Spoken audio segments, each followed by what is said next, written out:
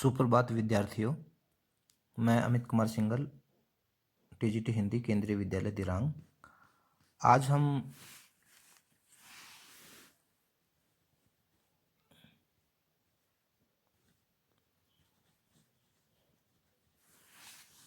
हम महत्वपूर्ण बिंदु वाक्य भेद पे पढ़ेंगे। ये कक्षा 9, 10 और कक्षा 8 तीनों कक्षाओं के लिए ही महत्वपूर्ण है। और कक्षा 10 में वाक्य हैं जो रचना के आधार पे पूछे जाते हैं, और कक्षा 9 में अर्थ के आधार पे, और कक्षा 8 में भी अर्थ के आधार पे पूछे जाते हैं। कई बार कक्षा 8 में वाक्य की परिभाषा भी पूछ लेते हैं और वाक्य के भेद भी पूछ लेते हैं। अर्थ की दृष्टि से कोई दो वाक्यों के उदाहरण भी पूछ लेते हैं। तो ये बिंदु है, वाक्य भेद है, वाक्य है, उसको हम डिटेल से पढ़ेंगे। तो ये तीनों कक्षाओं के लिए महत्वपूर्ण है। तो वाक्य को देखते हैं। सबसे पहले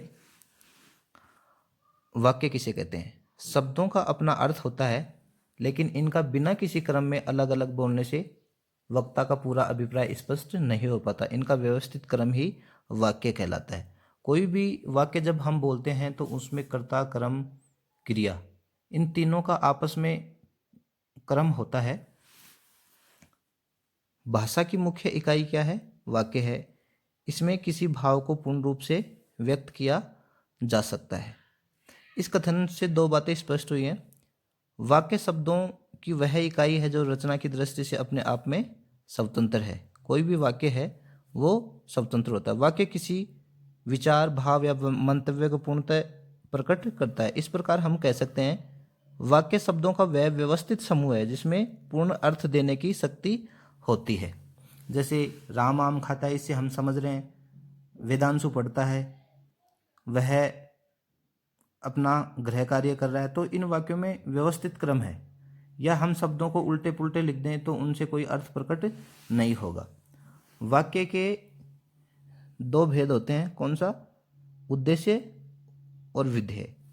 उद्देश्य व्यंग होता है जिसके बारे में कुछ कहा जाता है, और विधेय में उद्देश्य के बारे में कुछ कहा जाता है।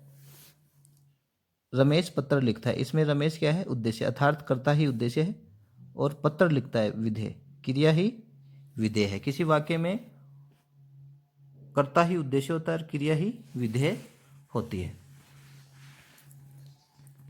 यह बात भी ध्यान रखने योग्य है कि वाक्य शब्दों या पदों का समूह मात्र नहीं होता। वाक्य में पदक्रम का होना आवश्यक है। हिंदी भाषा में सामान्यतः पदक्रम पहले कर्ता आता है, कर्म और फिर क्रिया होता है। अर्थात कर्ता पहले आता है, फिर कर्म, और अंत में क्रिया पद आते हैं। जैसे राम सेब खाता है, इसमें पहले कर्ता आएगा, फिर कर्म आएगा, फिर क्रिया आएगी। अब इनको उल्टा कर दें, खाता है सेब राम, सेब खाता राम, तो ये इनका क्रम गलत हो जाएगा। इसलिए कैसे आएगा? पहले कर्ता आएगा, फिर कर्म आएगा, फिर क्रिया आएगी। वाक्य में प्रयुक्त पद किसी न किसी संबंध से परस्पर जुड़ा होता है। यह संबंध ही पदों के समूह के वाक्य का रूप प्रदान करता है। अब है उपवाक्य। वाक्य से छोटी इकाई उपवाक्य कहलाती है। यानी वाक्य जो होता है उससे छोटी इकाई क्या कहलाती है? उपवाक्य कहलाती है। वाक्य एक उपवाक्य का भी हो सकता है और एक से अधिक उपवाक्यों का भी हो सकता है। जहां उपवाक्य स्वतंत्र रूप में होता है वह वास्तव में सरल वाक्य ही होता है। यदि हम इसी सरल वाक्य को दूसरे वाक्य से जोड़कर एक ही वाक्य बना दे तो यह सरल वाक्य एक उपवाक्य कहलाएगा। जैसे मेरी बहन नीरज बीमार है। अब इसमें एक सेंटेंस और जोड़ दिया जाए, एक वाक्य और जोड़ दिया जाए। यदि इसमें दूसरा वाक्य जोड़ दिया जाए तब इसका रूप होगा, देखिए, मेरी बहन नीरज बीमार है। मेरी बहन नीरज बीमार है, और इसमें एक और जोड़ दिया जाए, इसलिए वह आज स्कूल नहीं आ पाएगी। इस वाक्य में दो उपवाक्य हैं। एक तो मेरी बहन बीमार है, दूसरा वह आज स्कूल नहीं आ पाएगी। ये उपवाक्य कितने प्रकार के होते हैं? 3 प्रकार के होते हैं। ये कौन कौन से होते हैं? संज्ञा उपवाक्य, विशेषण उपवाक्य और क्रिया विशेषण उपवाक्य। अब ये कक्षा 8 के लिए इम्पोर्टेंट है वाक्य के भेद, और कक्षा 9 के लिए भी ये एग्जाम में पूछा जाता है। वाक्य के भेद अर्थ की दृष्टि से पूछा जाता है कि अर्थ की दृष्टि से वाक्य कितने प्रकार के होते हैं, कोई 2 प्रकार बताइए, उदाहरण सहित बताइए। तो पूछ लेते हैं। तो पहले हम अर्थ की दृष्टि से वाक्य भेद देखते हैं। अर्थ की दृष्टि से वाक्य कितने प्रकार के होते हैं? 8 प्रकार के होते हैं। पहला कौन सा होता है? विधानवाचक। जिन वाक्यों से किसी क्रिया के करने या होने की सामान्य सूचना हो उन्हें विधानवाचक वाक्य कहते हैं। किसी के अस्तित्व का बोध इस प्रकार के वाक्यों से होता है, जैसे सूर्य पूर्व में उगता है, मैं कल जयपुर गया था, हम कल दिरांग बाजार गए थे, दिरांग में ज़्यादा भीड़ भाड़ नहीं है। तो ये विधानवाचक वाक्य हैं, एक तरह से सरल वाक्य होते हैं। अब निषेधात्मक वाक्य यानी निषेधात्मक, जिसमें नहीं का प्रयोग हो, नेगेटिव सेंटेंस होते हैं, इन्हें इंग्लिश में नेगेटिव सेंटेंस भी कहते हैं। जिन वाक्यों में किसी कार्य के निषेध यानी न होने का बोध होता है उन्हें निषेधवाचक वाक्य कहते हैं। इन्हें नकारात्मक वाक्य भी कहा जाता है, जैसे निम्न ड्रेमा नहीं पड़ रही है, वे बाजार नहीं गए हैं, लॉकडाउन में टमाटर नहीं मिल रहे हैं। तो नहीं का प्रयोग हो रहा है यहाँ। तो ये कौन सा वाक्य हो गया? निषेधात्मक या नकारात्मक वाक्य हो गया। अब होता है प्रश्नवाचक। प्रश्नवाचक में भी वही बात है कि प्रश्नवाचक में प्रश्न पूछा जाता है। जिन वाक्यों में प्रश्न किया जाए अर्थात किसी से बात पूछी जाए उन्हें प्रश्नवाचक वाक्य कहा जाता है, जैसे कल कौन आया था, गृह कार्य किसने नहीं किया, दिरांग बाजार में टमाटर क्यों नहीं आ रहे, दिरांग बाजार क्यों नहीं खुल रहा, नाई की दुकान क्यों नहीं खुल रही आदि। ये इसमें इन वो प्रश्नवाचक क्वेश्चन मार्क होता है, इनमें प्रश्न पूछे जाते हैं। फिर है आज्ञा या विधिवाचक। जिन वाक्यों में आज्ञा या अनुमति का बोध हो उन्हें आज्ञावाचक या विधिवाचक कहते हैं, जैसे सभी विद्यार्थी गृह कार्य कीजिए, सभी विद्यार्थी ऑनलाइन पढ़ाई कीजिए। इसमें ऑर्डर दिया जा रहा है, आज्ञा दी जा रही है, सभी विद्यार्थी अपने समय का पालन कीजिए। फिर है इच्छावाचक। जिस वाक्य में कर्ता की इच्छा, कामना, आशा या आदर्शवाद का बोध हो उसे इच्छावाचक कहते हैं, जैसे आपकी यात्रा मंगलमय हो, ईश्वर तुम्हें दीर्घायु करे। या फिर एक दूसरा उदाहरण है कि तुम्हारा स्वास्थ्य अच्छा हो, या तुम कक्षा 10 में अच्छे नंबरों से पास हो, तुम्हारे अच्छे नंबर आए। संदेहवाचक यानी सस्पेंस। जिन वाक्यों में कार्य के होने में संदेह हो उन्हें संदेहवाचक वाक्य कहते हैं, यानी उसमें संदेह होता, डाउट रहता है कि काम पूरा हुआ है या नहीं, उन्हें कन्फर्म नहीं रहता, पूर्ण विश्वास नहीं रहता कि वो काम पूरा हो गया। शायद वह कल यहाँ आ जाए। अब वो जरूरी नहीं कि कल आएगा ही, शायद लगाया है, इसमें संदेह हो रहा है। शायद आज वर्षा हो भी सकती है और नहीं भी हो सकती, इसमें संदेह है। 7वां है संकेतवाचक। जिन वाक्यों में एक क्रिया का दूसरी क्रिया पर निर्भर होने का बोध हो उन्हें संकेतवाचक वाक्य कहते हैं। उन्हें क्या कहते हैं? संकेतवाचक। जैसे अगर तुमने पढ़ा होता तो पास हो जाते, अगर तुम समय पे स्टेशन चले जाते तो रेलगाड़ी ट्रेन मिल जाती। इस तरह से ये संकेतवाचक हैं। अगर वर्षा अच्छी होती तो फसल अच्छी होती। अब है विस्मयादि बोधक। विस्मयादि वाचक वाक्य। जिन वाक्यों में हर्ष यानी खुशी, शोक, घृणा, आश्चर्य जैसे भाव व्यक्त हों उन्हें विस्मयादि वाचक वाक्य कहते हैं, जैसे अरे तुम आ गए, मतलब इसमें विस्मय हो रहा है, वाह तुमने तो कमाल कर दिया, हाय बुढ़िया मर गई, आह कैसा सुंदर दृश्य है, छी कितनी बदबू आ रही है। तो ये इस तरह के विस्मयादि वाचक वाक्य हैं। तो हमने पढ़ा वाक्य के भेद 2 प्रकार से होते हैं, एक तो अर्थ की दृष्टि से और एक रचना की दृष्टि से। तो हमने अर्थ के आधार पे पढ़ा था। कक्षा 10 के विद्यार्थियों ने तो कक्षा 8 और 9 में पहले ही पढ़ चुके हैं और उनके ज्ञान के लिए भी ज़रूरी है। पर ये अर्थ के आधार पे हमने जो 8 वाक्य पढ़े हैं वो कक्षा 8 तक के लिए इम्पोर्टेंट थे, तो इस वीडियो को कक्षा 8 के विद्यार्थी भी अच्छी तरीके से देखेंगे। अब है रचना की दृष्टि से वाक्य भेद, यानी रचना की दृष्टि से वाक्य भेद पढ़ेंगे। तो रचना की दृष्टि से वाक्य कितने प्रकार के होते हैं? 3 प्रकार के होते हैं, सरल वाक्य, संयुक्त वाक्य और मिश्र वाक्य। कितने प्रकार के होते हैं? सरल, संयुक्त और मिश्र। तो इस प्रकार के वाक्य में एक ही क्रिया होती है। सरल वाक्यों में कर्ता एक से अधिक हो सकते हैं पर विधेय एक ही होता है। सरल वाक्यों में क्या होता है? एक ही क्रिया होती है, कर्ता एक से अधिक हो सकते हैं पर विधेय एक ही होता है। उद्देश्य और विधेय, तो विधेय क्या होती है? क्रिया होती है। जैसे नार्गे ने मकान बनवाया, सरल वाक्य है। वेदांशु को पुस्तकें दो, बस रुकी, नर्तकी ने आकर्षण भरतनाट्यम प्रस्तुत किया, या विद्यार्थियों ने अच्छा गाया। इन वाक्यों में एक एक क्रिया, बनवाया, पुस्तकें दो और बस रुकी, इसमें क्रिया है, आई है। अतः ये क्या है? इसलिए सरल वाक्य है। इसमें इनमें क्या है? एक एक क्रिया है, बनवाया, दो, रुकी और प्रस्तुत की, ये है एक एक क्रिया है इनमें। अब है संयुक्त वाक्य। जिन वाक्यों में आए सभी उपवाक्य समान स्तर के होते हैं उन्हें संयुक्त वाक्य कहते हैं। ये उपवाक्य समुच्चय बोधक अवयवों से जुड़े होते हैं। समुच्चय बोधक अवयव जैसे ये इनसे जुड़े होते हैं, और, तथा, इसलिए, किंतु, फलतः, अतः, क्योंकि, या, ताकि और परंतु, इनसे जुड़े होते हैं। यात्री बैठ गए और बस चल पड़ी। अब देखिए इसमें अगर और को हम गायब कर दें तो इसमें 2 वाक्य बन सकते हैं, यात्री बैठ गए और दूसरा बस चल पड़ी। ऐसे ही आकाश में चांद निकल आया और चांदनी से वन नहा गए।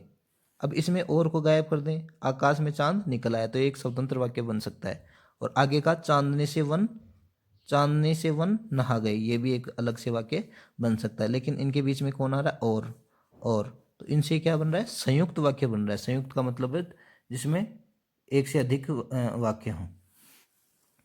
दूध वाला आया और दूध लिया तथा चाय बनाई। देखो, दूध वाला आया और दूध लिया तथा और, इसलिए, किंतु, परंतु। अब देखिए, बिजली नहीं है इसलिए अंधेरा, बिजली नहीं है इसलिए अंधेरा है, ऐसे हो सकता है, अंधेरा है, ये नहीं है, नहीं आएगा। भ्रष्टाचारी जया चुनाव जीत गई किंतु ईमानदार माधुरी हार गई। अब इसमें किंतु को हटा दें, भ्रष्टाचार जया चुनाव जीत गई, ईमानदार माधुरी हार गई, तो इस वाक्य के 2 स्वतंत्र वाक्य बन सकते हैं। तो ये और से जुड़ा हुआ है। किंतु विमान में खराबी थी, फलतः दुर्घटना हो गई और चालक मारा गया। विमान में क्या हो गई? दुर्घटना हो गई और चालक मारा गया, तो ये विमान में दुर्घटना हो गई और चालक मारा गया। दरवाज़ा खुला था अतः चोर घर में घुस गया। अब अतः को निकाल दें, दरवाज़ा खुला रह गया, ये एक वाक्य है। चोर घर में घुस आए, ये अलग वाक्य है। गुजरात का भुज नगर पूर्णतः ध्वस्त हो गया क्योंकि भूकंप आया था। अब इसमें दो वाक्य बन सकते हैं, क्योंकि भूकंप आया था और गुजरात का भुज नगर पूर्णतः ध्वस्त हो गया, इसमें 2 वाक्य बन सकते। ये किससे जुड़ा हुआ है? क्योंकि से। तो यहाँ भी क्योंकि आया है। नगमा कथक नृत्य करेगी या सुधा उड़ीसा नृत्य करेगी। अब या से जुड़ा हुआ है। कार में चलेंगे ताकि समय पर पहुंच जाएं। आभा को दिरांग जाना था परंतु तवांग चली गई। अब ये किससे जुड़ा हुआ है? परंतु से जुड़ा हुआ है, तो ये कौन सा वाक्य हुआ? संयुक्त वाक्य हुआ। संयुक्त वाक्य के 4 भेद होते हैं। इन वाक्यों में समान स्तर के उपवाक्य हैं। ये समुच्चय बोधक शब्दों और, तथा, इसलिए, किंतु, फलतः, अतः, क्योंकि, या, ताकि और परंतु से जुड़े होते हैं, इसलिए संयुक्त वाक्य हैं। जिन वाक्यों में ये शब्द आए और, तथा, इसलिए, किंतु, फलतः, अतः, क्योंकि, या, ताकि और परंतु, तो उन वाक्यों में वो वाक्य कौन से होते हैं? संयुक्त वाक्य होते हैं। अब संयुक्त वाक्य के 4 भेद हैं संयोजक। इसके उपवाक्यों में परस्पर मेल प्रकट होता है, जैसे दिव्या नाच रही है और पूर्वा गा रही है। और आ गया, ये देख लो। फिर विभाजक वाले, इसमें वाक्यों में परस्पर विरोध प्रकट होता है, यानी ये बढ़ जाते हैं। रीमा गा रही है पर नीलम चुप है।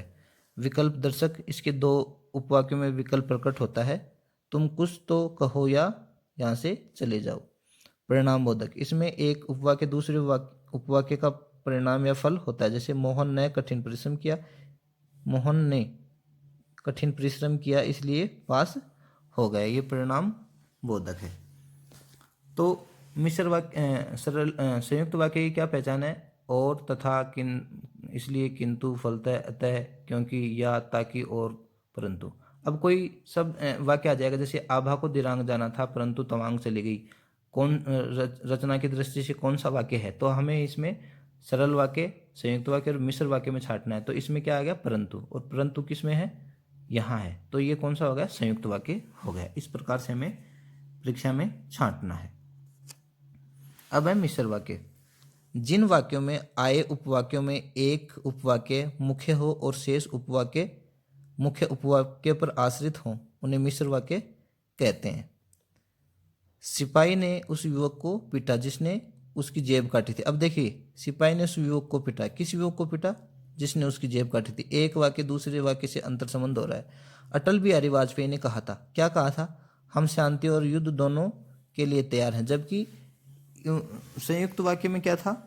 2 अलग अलग वाक्य बना सकते थे, यात्री बस में बैठ गए और चल पड़ी।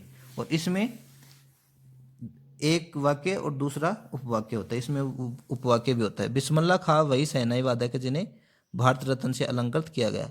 यह वही मकान है जिसमें बाल मुकुंद गुप्त का जन्म हुआ। कौन सा मकान? वही मकान जिसमें बाल मुकुंद गुप्त का जन्म हुआ। अशोक मेहता मुख्य अतिथि थे जो प्रसिद्ध साहित्यकार हैं।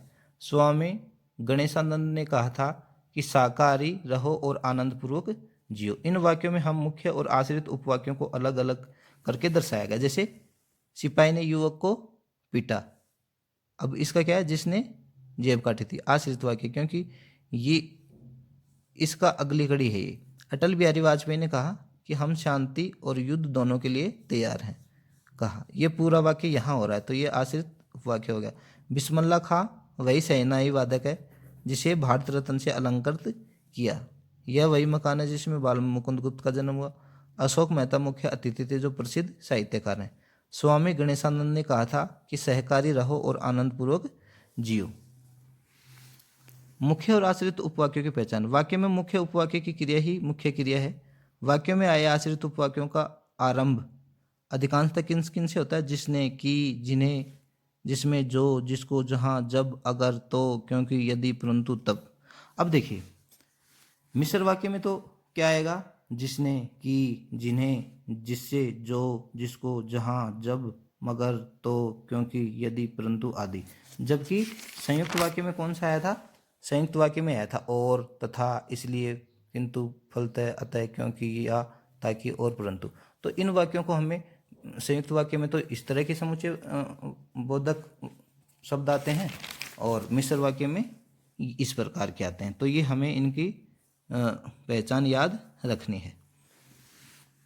तो आशा है कि विद्यार्थियों आपको ये वीडियो पसंद आया होगा और अगले वीडियो में हम सरल वाक्य से संयुक्त वाक्य, संयुक्त वाक्य से मिश्र वाक्य, मिश्र वाक्य से संयुक्त वाक्य, संयुक्त वाक्य से सरल वाक्य बनाना सीखेंगे। और आप सभी विद्यार्थी समय का पालन करेंगे और इसको वीडियो को अच्छी तरीके से देखेंगे, समझेंगे। तो इसमें 2-3 बातें मुख्य हैं कि एक तो सरल वाक्य में क्या है? एक ही क्या होती है? क्रिया होती है। दूसरा, संयुक्त वाक्य में क्या? ये पहचान वाले वाक्य, ये शब्द पहचान वाले होते हैं। और मिश्र वाक्य में ये पहचान वाले वाक्य शब्द होते हैं। तो हमें इनको अच्छी तरीके से याद करना है। और एग्ज़ाम में, परीक्षा में यही पूछा जाता है कि एक वो दे दिया, वाक्य दे दिया और हमसे पूछा। देखिए, अशोक मेहता मुख्य अतिथि थे जो प्रसिद्ध साहित्यकार हैं। कौन सा रचना की दृष्टि से कौन सा वाक्य है ये? तो अब ये जो शब्द है, जो कहाँ आ रहा है, जो यहाँ आ रहा है, तो ये मिश्र वाक्य की पहचान हो गया। आशा है कि आप सभी विद्यार्थी अच्छी तरीके से पढ़ाई करेंगे और समय का सदुपयोग करेंगे। धन्यवाद।